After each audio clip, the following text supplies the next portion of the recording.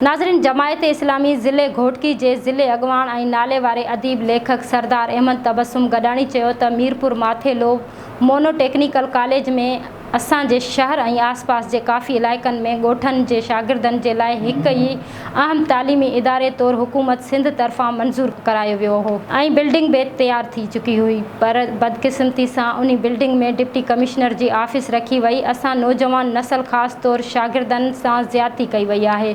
सरदार अहमद तबस्सुम गडाणी वधीक चयो त हींअर मंज़ूर थियल टेक्निकल कॉलेज जी बुनियाद खे ई मीरपुर माथेलो खां ओबावड़ो मुंतक़िल कयो पियो वञे, जेका सरासर ज़्यादती आहे। हिन चयो त जेको हिते जे नौजवाननि खे तालीम ऐं तरबियत जो हिकु अहम ज़रियो फ़राहम करण लाइ मंज़ूर कयो वियो हुयो।